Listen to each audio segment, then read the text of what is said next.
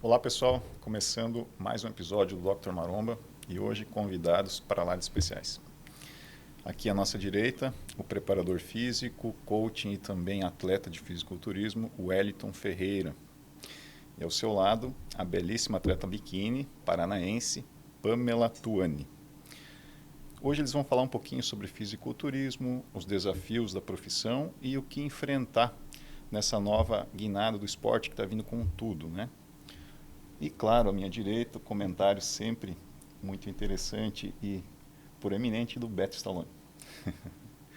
Pessoal, então começando um pouquinho, eu gostaria que vocês se apresentassem, falassem um pouquinho da carreira de vocês e como que está o esporte no cenário atual no nosso país. Bom, eu sou o Wellington Ferreira, né? Fico muito agradecido pelo convite do Dr. Ricardo, do Beto também. Fico honrado com a visita da minha atleta de Curitiba, Pamela. Eu já trabalho há algum tempo com o fisiculturismo, já desde 2018, onde a gente teve uma estreia com eu tinha apenas uma atleta, né? Então, e aí o esporte foi crescendo ao passo que o meu trabalho com o fisiculturismo também foi crescendo. Em 2021, eu resolvi estrear no esporte como atleta, porque até então eu só era treinador, né? E eu queria aproveitar para entender o que o atleta passa, né? Então eu passei pelo processo para justamente entender o que um atleta passa, né? Então eu fiquei com uma maturidade muito melhor e digamos assim, que eu comecei a entender melhor a cabeça de um atleta em preparação, né? Porque não é um esporte fácil. Para quem acha que é fácil, gente, olha, é um esporte muito difícil. Na minha opinião, um dos mais difíceis que existem. É um esporte que a gente podemos configurar como você precisa estar 24 horas vivendo o esporte, né? Que é alimentação, é descanso, não é só o treino. Exatamente. Eu falo que o atleta, ele ganha um campeonato na cozinha da casa dele, literalmente. Até porque ele nem pode sair. Ele nem deve ter uma vida social tão em preparação. No caso, a vida social dele é trabalho e casa. Não tem assim... Não adianta querer inventar moda, né? Então eu vi, né, acompanhei o crescimento do fisiculturismo, como assim uma explosão, né, de atletas. Hoje a cidade está repleta aí de atletas bons competindo. Eu lembro quando o Beto começou a treinar uma amiga minha, a Valine, hoje mora em Balneário Camboriú. Isso. E logo depois que o Beto estreou a Valine, eu estreiei a minha primeira atleta, né, a Joyce. E era praticamente a gente e a Mari Carvalho, né? Por aqui, o Silvio Guimarães. Não tinha poucos assim, né? O Greg. Então, e hoje a gente tem aí uma infinidade de atletas. Hoje eu vou nas academias aí, tem 3, 4 atletas, desde Joinville treinando numa academia. Então eu fico muito feliz que eu faço parte aí de um pessoal que começou a colocar, até inclusive nas redes sociais. Eu lembro que ninguém praticamente fazia vídeos aqui de preparação, né? Então o Beto começou com a Valine, eu lembro. E aí eu comecei com a Joyce também. Então eu fico muito feliz de ver o crescimento, né? E onde o fisiculturismo trouxe a gente, né? Hoje temos um podcast aqui voltado praticamente ao fisiculturismo e ao esporte e aos amantes do bodybuilding, não só quem é atleta de palco. E eu vejo que o fisiculturismo muda muito a vida das pessoas, né? É um caso aqui, a minha atleta Pamela, que eu vou deixar ela falar um pouquinho agora também. Meu nome é Pamela, sou atleta biquíni pela Federação IFBB. Quando eu iniciei esse esporte, eu falei que eu queria subir só apenas uma única vez. E como sabe, todo mundo me fala, você não vai subir só apenas uma vez. Quando você entra nesse esporte, você vai querer subir cada vez mais. É uma coisa viciante. Então, eu subi, estreiei minha primeira vez no palco, gostei da sensação que foi no estreante paranaense. Levei o overall, né? Nossa, nem acreditei que iria levar, né, o overall estreante. Pois bem, levei o overall e daí fui pro Paranaense. Depois do Paranaense levei o top 1 Paranaense, fui pro Brasileiro. Fiquei em top 3 no Brasileiro. E daí a gente iniciou um off de uns 6 meses, se não me engano. Isso. Deu uma boa evoluída. Nosso físico mudou da água pro vinho. Né, nesse off de 6 meses. Aí a gente retornou no Troféu Curitiba, que daí levei o overall novamente. E daí fomos no Copa Sul. também acabei levando overall e depois foi no Troféu Brasil. Santa Catarina. De Santa Catarina, que foi aqui. Daí levei o overall também, daí agora a gente está trabalhando para ir para o Paranaense. Na verdade, eu já fui classificada para o Brasileiro, mas eu quero passar pelo Paranaense para ver como que o físico vai reagir para a gente poder tentar o Brasileiro novamente, quem sabe, né, levar um top 1, um overall. A gente sempre pensa em evoluir mais, né? A gente nunca pensa, se você vai para um campeonato já pensando, se eu ficar em quarto, quinto lugar, tá bom, tá errado. Porque você tem que ir já pensando, eu vou ganhar, eu vou levar o top 1. Eu sempre falo para as meninas que eu dou aula de pose, às vezes elas vêm tudo assim, desanimadas. Será que eu vou conseguir? Não vou conseguir. Eu sempre motivo elas. Vocês conseguem sim. Porque se vocês já estão desanimadas agora, imagina depois, né? Você tem que já ir com a mente de vencedor. Campeonato é muito importante, né? A gente sempre está com o espírito de campeão. Se você for para competir, inevitavelmente você não vai pegar um primeiro lugar. Tu vai ficar para baixo. Você tem que ser o campeão primeiro, né? Acho que é muito importante isso. Nas profissões também não é diferente, né? Toda essa ascensão foi em quanto tempo de esporte? Em torno de 2 anos. Total 2 anos. É como o Hélito comentou, né? Uma carreira meteórica, né?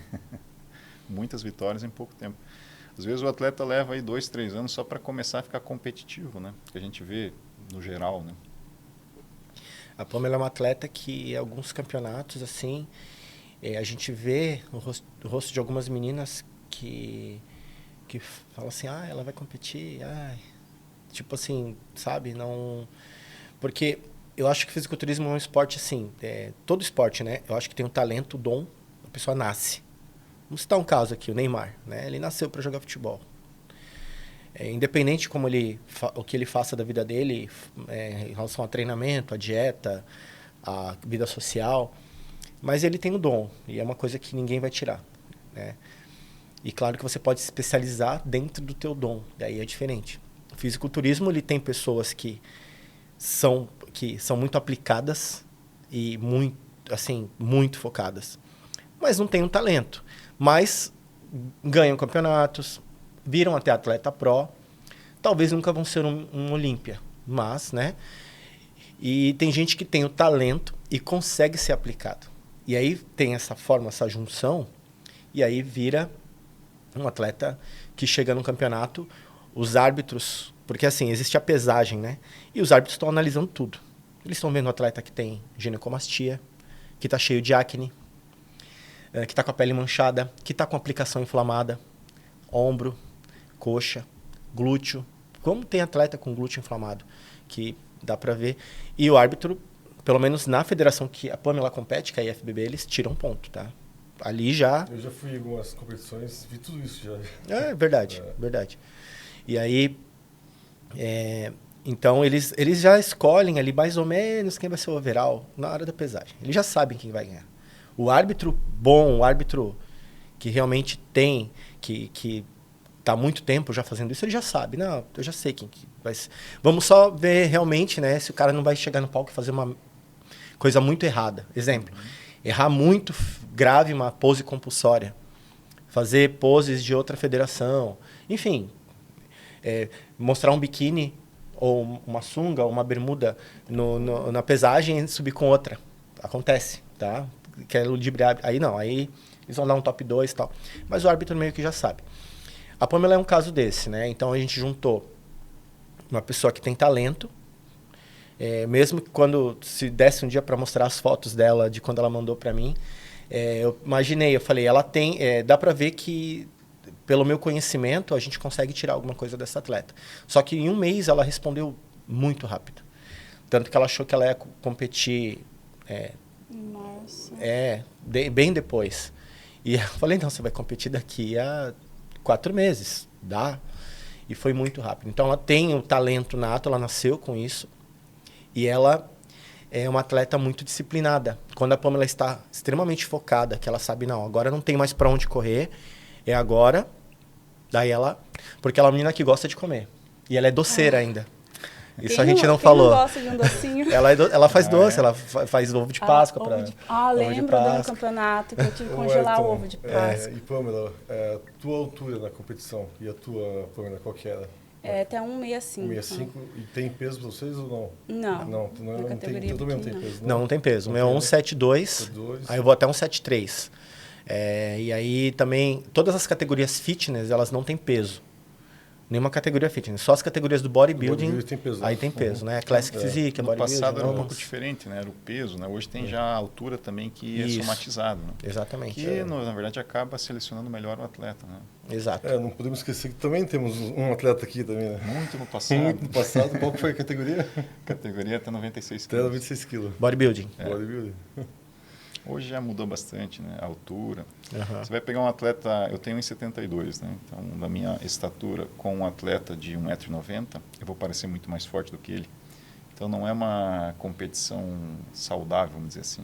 Mas pegou uns overall, né? Sim. Pegou overall, né? Temos 3 overall aqui. Tem um pessoal que era maior, né? Na época. Bom. Hoje a NPC está dominando, né? Na época tinha só a IFBB. Isso mesmo. A IFBB ela era unificada junto com o Amador e o Pro, que era a Pro League. Era FBB e FBB Pro League. E aí teve eles desfizeram a divisão Pro, virou a NPC, na verdade, né? Tanto que o nome é NPC Pro League hoje, né? Então era a Pro League antigamente, e a IFBB fez a IFBB e aí a Elite Pro, que são os atletas profissionais da IFBB. A NPC, como ela comprou o direito de estar em campeonatos como o Arnold e o Olímpia, ela tem um chamariz maior pelos atletas que almejam, né, esse sonho, né, e essa vontade de estar aí no maior campeonato do planeta, né, que é o Olímpia, que é a Copa do Mundo do Fisiculturismo. Né? Hoje é a NPC que faz esse acesso, né? Exato. Só a NPC. Só a NPC. Uma coisa que eu fico bem contente de estrear hoje aqui esse podcast com vocês. Vocês são os primeiros fisiculturistas das nossas entrevistas, né? Que legal. E aí fico até honrado por receber o Wellington, que é um profissional altamente sério, conheço muito tempo do trabalho, né, Wellington? A honra é minha, cara. E a gente sabe como é difícil inserir o fisiculturismo em Joinville. Eu já fui para Curitiba, a minha primeira competição que eu assisti foi da NABO em Curitiba. E lá, em Curitiba, já acontecia várias competições, várias. E em Joinville faltava isso aqui, né? Tá crescendo agora, né, com a mídia e tal. E acho que esse podcast de hoje, acho que talvez vai dar abertura para vários outros atletas poderem estar sentados aqui, né? Exatamente. Falando sobre preparação, tirando algumas dúvidas, né? E é uma área muito forte para nós, né, Wellington? De treinamento, atletas, assim, está crescendo muito, né? Em Joinville agora mesmo, né? Exatamente. Se a gente comparar há 10 anos, né, o fisiculturismo ele praticamente não existia.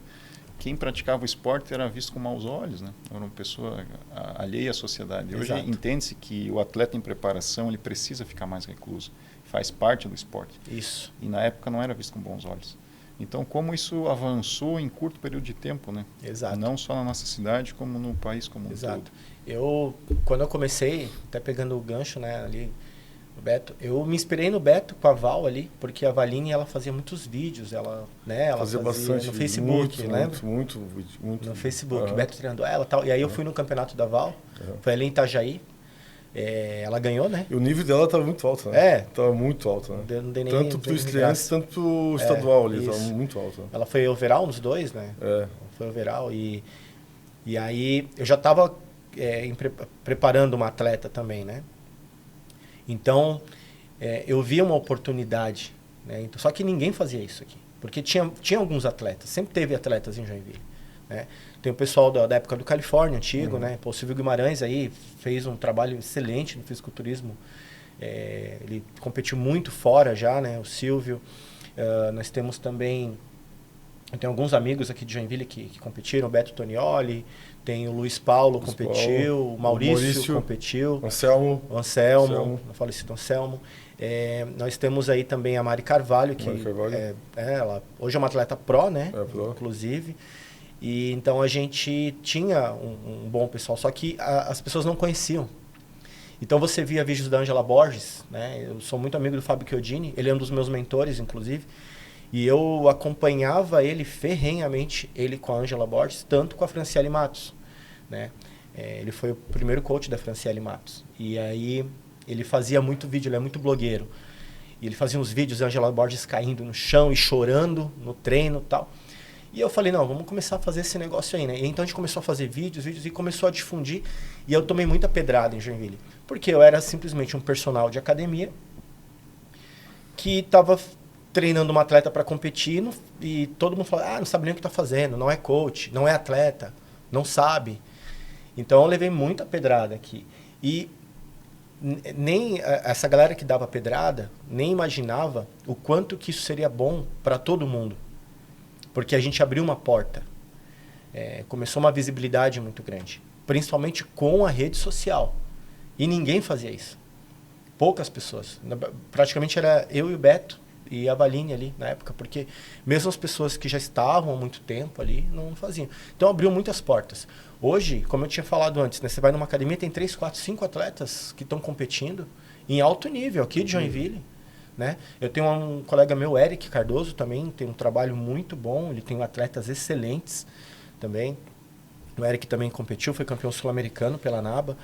E então a gente tinha, e hoje com esse lance de você colocar na internet, você colocar em rede social uma preparação, um treino, falar abertamente sobre recursos hormonais, recursos ergogênicos, isso abriu uma porta para todo mundo. Então, quem tinha vontade tomou coragem para ir, e quem já fazia e era quietinho e não vendia mais, não divulgava mais porque tinha vergonha ou talvez não sabia o que fazer, tem uma porta aberta.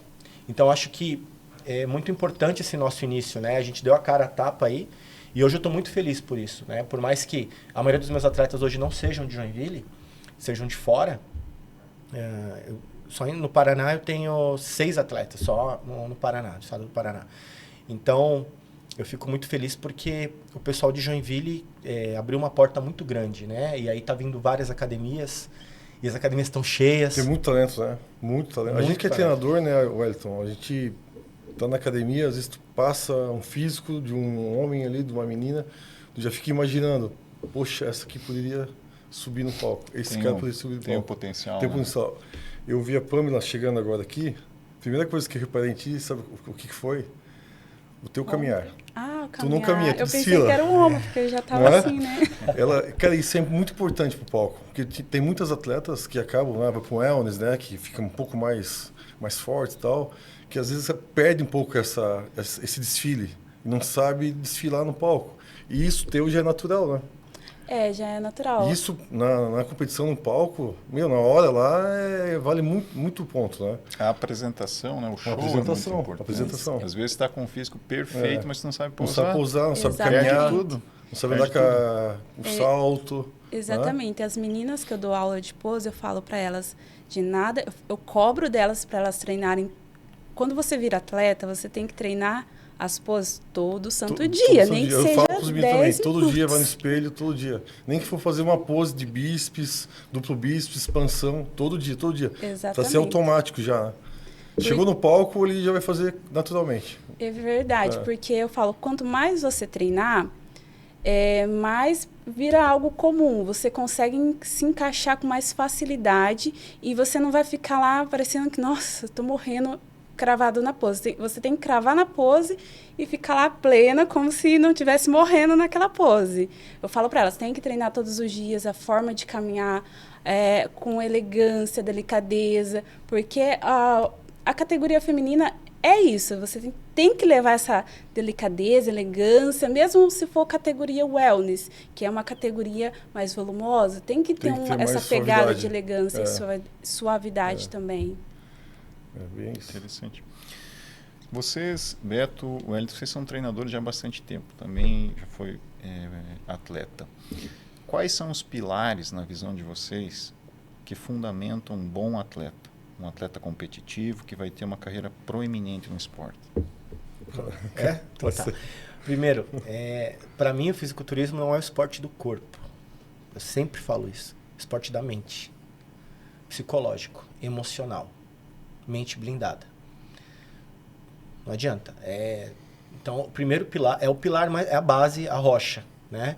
A gente pode construir uma casa com pilares, mas se ela for em cima de uma rocha, dificilmente a a onda leva, né? Então, a rocha é a mente, né?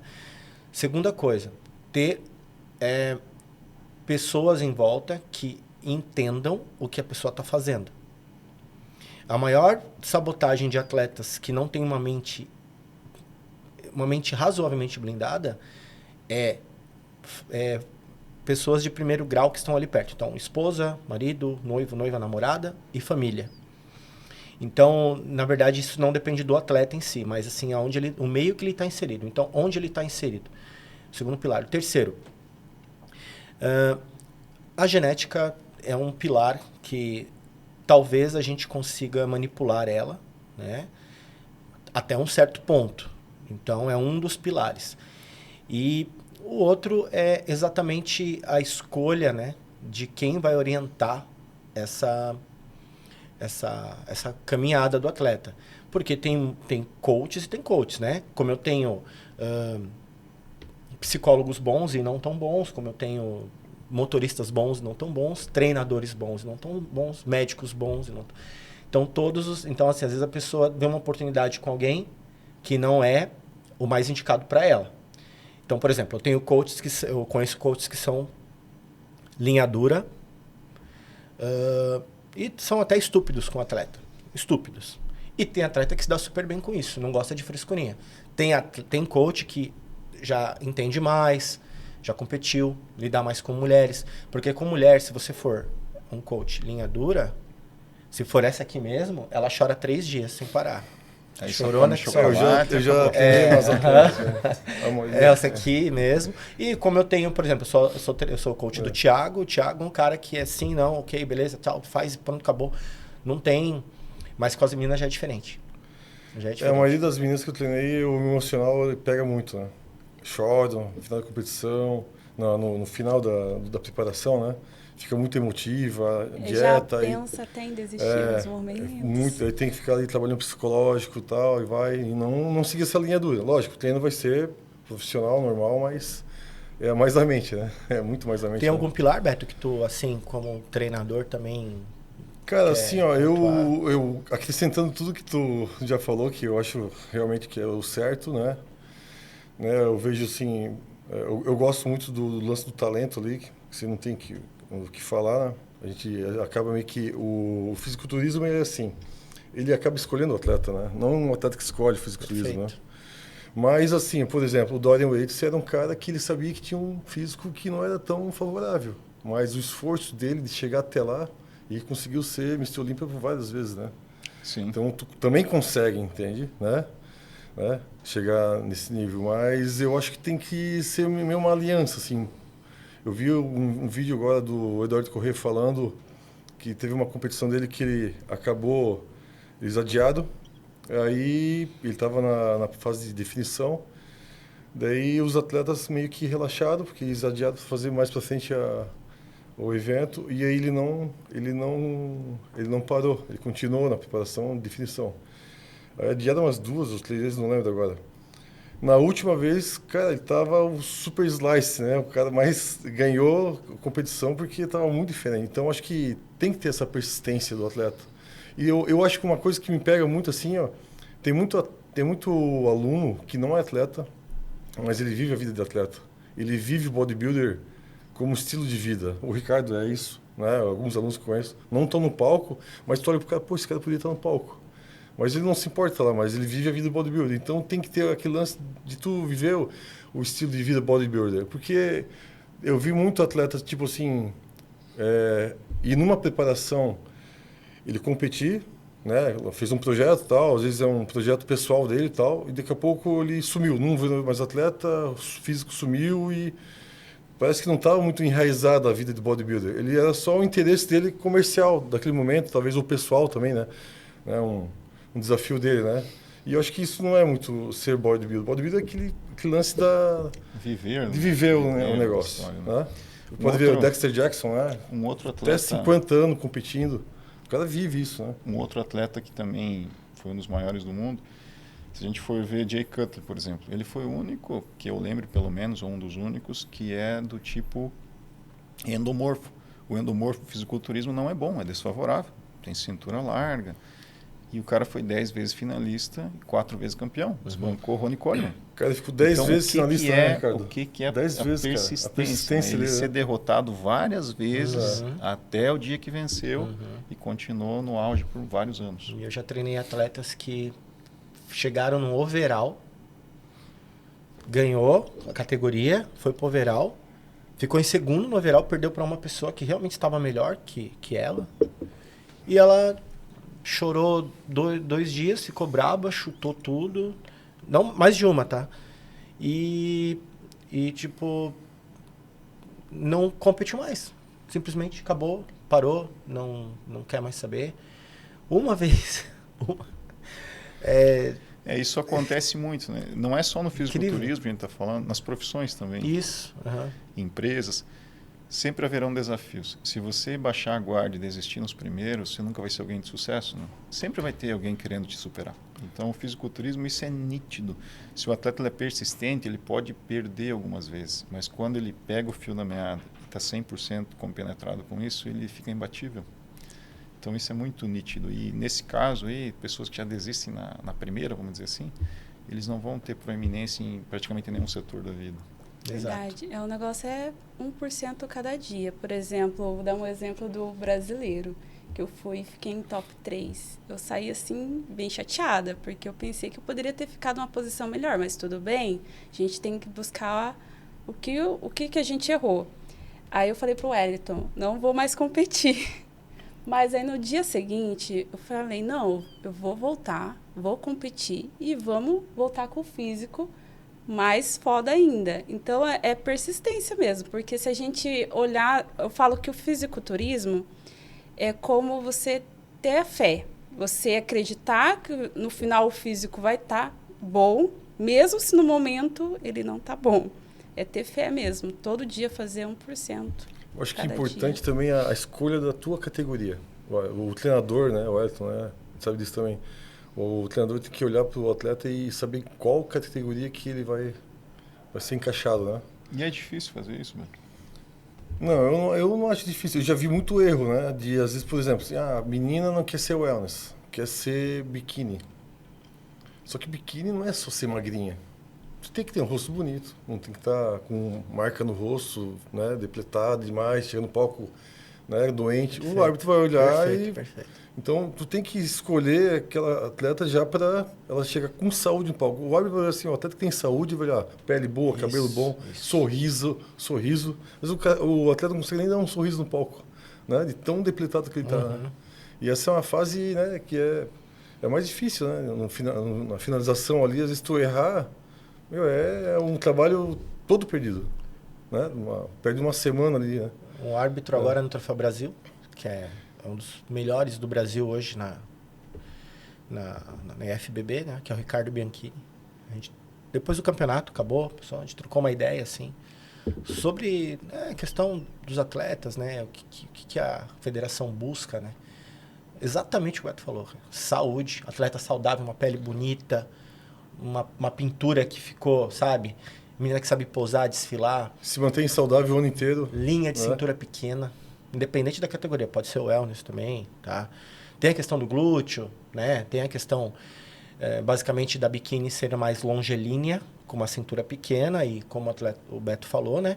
E a wellness, a menina tem que ter um quadríceps já mais volumoso, um glúteo, de preferência hoje, né? Com uma região caudal mais avantajada, seria a tal da gota, que todo mundo fala hoje, né? Uma cintura... E aí a parte superior, se for a parte superior um pouquinho mais volumosa que de uma biquíni, tá perfeito. Cabelo, rosto.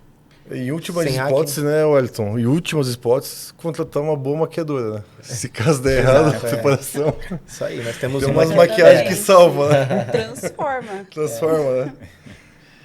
Bom, pessoal, encerrando o primeiro bloco, aqui com nossos convidados de hoje, o Wellington, preparador físico e também atleta de fisiculturismo, e a Pamela, um grande expoente aqui do nosso vizinho Paraná. No próximo bloco falaremos um pouco mais sobre recursos ergogênicos, o tratamento que deve ser feito para esses atletas e o direcionamento medicamentoso em cada fase da preparação.